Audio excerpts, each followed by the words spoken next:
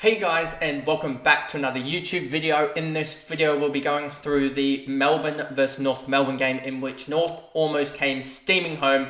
I was kind of watching it and laughing just at the craziness of this all, in which North Melbourne so nearly came back. If it wasn't for the first game laying a huge tackle, an absolute game-saving tackle, we are talking about North Melbourne beating Melbourne here. And there's so many, there's probably a good 2 or 3 other occurrences in the game where something went just that split second wrong for North Melbourne. They didn't get the ball out quick enough or something like that. Those split second decisions. But that rundown tackle by Keenan Brown, his first ever act in the AFL, was a game-saving act.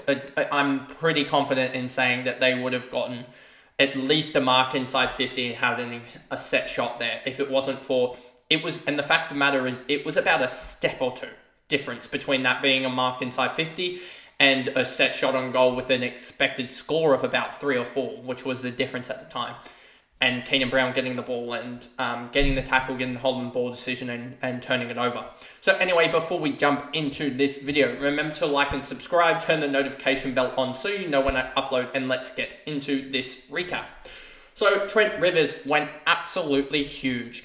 A 110, and it doesn't actually show that it's updating. So let's do some live changing of this. Let's see this, that, and then that again.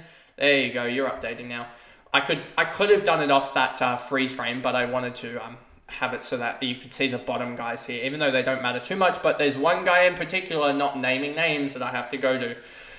Trent Rivers, 110, 131, 18 touches, 18 kicks, 3 handballs, 21 touches, 6 marks, 6 tackles. He was really good with a goal, and that goal on the run was probably almost top goal of the round almost. It was a really good goal. He stepped past, I think, 2. I think it might be goal. It could be up there in goal of the round. Max Gawn, 98, 114, 30 hit-outs. He was pretty dominant as much as you can be against Tristan Cherry. Tristan Cherry actually won the fancy matchup that week with a 1-point win over Gawn, but Gawn won the Supercoach matchup. And yeah, they were both pretty good. I mean, Tristan Cherry got 10 tackles in the end to get him to a 99. I don't know what I'm talking about. Whereas Gawn only had the 4 non-disposal actions compared to Tristan Cherry's 12. Jack Viney, 96, 108. He was pretty good. 25 touches. He made up for a stinker with his midfield partner. And yeah, so he had 25 touches, 3 marks, 6 tackles, and 19 contested possessions, 12 clearances. He was huge and probably the difference maker in the end, as North didn't really have anyone that could get upwards of 10 plus or 11 clearances, which he did. Neil Bullen, 83.98. Stephen May, 76.93. Got an $1,800 fine for that staging incident, which was rightfully so. That was so dumb. His head wouldn't have even hit the ground, let alone injure himself. So I think the only way you can really stop that, because $1,800 is going to do diddly squat to these players' wallets. The only way you can stop it is by making them do an HIA or the head injury assessment, stat 6 or whatever. Do the 15-minute one, because that will generally stop it. With Stephen May and these other key players, maybe in the rare occurrence that a guy that's maybe not so like one of the role players or something like that, maybe they will still do it. But then again, they're trying to prove their spot in the side most likely, and they're trying to make a difference, so I don't think they will do that in the end. Maybe if it was the end of the game or something like that and there was like a minute to go, maybe you do that to try and fox it, but yeah, I think Stephen May deserved that fine, and I think the Scat 6 needs to come into a mandatory Scat 6 for when a player is holding their head or something like that. Tholstrup, 72, he was really good. I jumped on him late in fantasy, and I'm glad that I did, because, I saw Cleary was sub. I saw, I knew that one of Tholstrup or Brown shouldn't be sub, so I thought, well, he's going to be playing a full game, and I saw his midfield time or whatever, and I was like, his VFL things and stats, and I was like, 116, 110 or something or other. It was 2 tons, and it was 2 bigger tons. It was like a 110 and a 116. And I was like, yep, that seems like he's maybe even playing midfield time. And we heard in his draft year he could be potentially that power midfielder, I believe. So I thought, yeah, this will be the one that I jump on. And I'm glad that I did. 72 probably helped my fancy team hold up, and I'm tempted to even just go and play him on field next week. There is a temptation to do that and just grab a big time midfield, a big time player, and just sort of say, yeah, I want to stack cash, but I also want to be able to play almost the best out of a Fraser or a Tholstrop type of maneuver. So I may do that if that works out. I will have to check and see if that does. Sparrow, Langdon, McDonald, Chandler, Tomlinson, Salem subbed out. I'm glad that I didn't go him in either format. 53, that was a horrific decision for anyone who went there. Piggott 52, I thought about 5 minutes in, I was like, well, I should have gone Piggott over Hollands, but it was in the end a really good decision to go to go Hollands. I know I probably could have gone Simpkin, but I was too afraid that he'd do something and re-injure himself, as he in the end went, you'll see here, a 114. But I was happy enough with the likes of Hollands.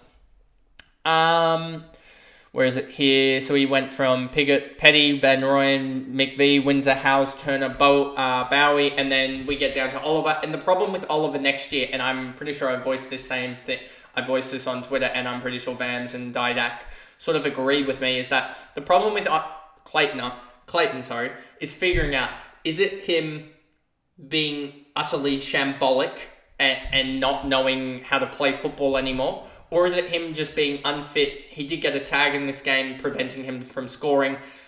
Is it that type of thing where he's just there's a step off of it because he's almost not had a preseason, etc. and etc. So I just wonder which one is it. And the fact of the matter is he's priced at 80 currently for next year. Is he going to be priced at 80 coming into next year, or is he going to be priced at 90? Is he going to be priced at 70? What is your line of being like, yep, he's back? We may get the luxury, the absolute luxury with Clayton Oliver, hopefully next year, of seeing his opening round score and seeing how he looks in opening round if they continue on with opening round, which they may continue on with opening round and just fix the buy structure so that those players have a later buy, which would actually be better for fantasy because you can grab them in and they'll actually perform better rather than all of the Brisbane and the Swans players you really couldn't access their primo guys till after their second bye. So it looks like they may fix that up. But if they still go with the opening round and having like 10 teams on the bye, and Melbourne is one of those teams that play, it will be definitely interesting to see if he can bounce back, because that'll be almost the biggest watch of the whole opening round. If it is what opening round is next year, will be Clayton Oliver if they do play Melbourne in the opening round. Harry Sheasel, 111, 117, he's been huge this year, and don't doubt him. 2 goals. He looks even better in the position that he is for Supercoach wise, just because if he picks up that disposal efficiency up to 70, that is a 130, 140 in Supercoach. Tristan Cherry, 99, 111. George Wardlaw, 97, 122. He's been absolutely huge the last couple of weeks with George Wardlaw, and I'm interested next year with George Wardlaw. We said in the last week recap that George Wardlaw was interesting because he's, I think, priced at like 80 or so next year, coming into next year. But I think he's just gone a little bit better and chopped that up to 81, 82. 80.8 he's currently at. So he's going on the rise, and if he can finish off this season strong, it will be interesting. Maybe they even give North Melbourne the opening round or something like that rather than Melbourne, and you're looking at a George Wardlaw to see how he performs. Luke Davis-Uniacke, 94, 148, he was absolutely huge. From all the debacle midweek that he wasn't going to play, and now to put out a 148 in Supercoach, it's quite damning. Zach Fisher, 88, 108, pretty good. Still would be a top 6 almost forward with the 88 in itself, and a 108 Supercoach, definitely top 6. Eddie Ford, Jai Simpkin, Liam Shields, Cam Zerha, Curtis Taylor, Combin, 68, 109, he's been absolutely huge. Kerr, McDonald, Curtis, Scott, Tom Powell, 59, 70. He's kind of there, but not exactly there, which is kind of the annoying thing. So I might hold him for a week and see how he goes. But yeah, 59, sort of a middling score, not necessarily the damaging score. So I want to see who I can grab up and whether I trust in Rosie or not is the big question. Phillips was all right with a 59 in the tagging role on Clayton Oliver. Definitely won that matchup. And I think he could genuinely be a tagger in AFL footy world. You don't have to get him into all these sort of needing 25 disposals a game type of things. If he can lay 8 tackles and stop a guy, then that's the career that he'll have, and he will do pretty damn well in it from what it looks like. From what 3 weeks ago, me saying, oh, he's shocking, they found a role for him, and he suddenly looks like one of the better players at North Melbourne. It is shocking how much he's improved just by putting him in a different role. And they finally found it, and yeah, I think he could definitely... they've definitely found their tagger for the future in Will Phillips, and I think that there will be a tagger in... so it's just a question of, can Will Phillips can he develop into being... I mean, he did tag Nick Dacos. I don't know if Nick Dacos had primary midfield minutes and full midfield minutes, but if he can develop to also being able to confidently tag half-back, which I think he can, given that I think he did go with Nick Dacos into the half-back line. If he can do that and build up his absolute tank, he's going to be annoying for fantasy coaches. Teakle, Stevens, Tucker, Archer, Larkey, and then Pink rounds it out. Pink almost beating Clayton Oliver is one of the funniest things of the day. But anyway, that pretty much is the video there going through the Melbourne versus North Melbourne game. And I will see you guys in the next recap, which will be the Essendon West Coast game. And then we'll have the Freo Gold Coast game. And then Wednesday, you'll have the AFL Fantasy Team Review, and the Mistakes video will be finally airing, which is a long one, I can tell you that right now, from putting together all the clips and starting the editing on. It is long. But anyway, I will see you guys in those upcoming videos, and yeah, see you guys then. Bye, guys.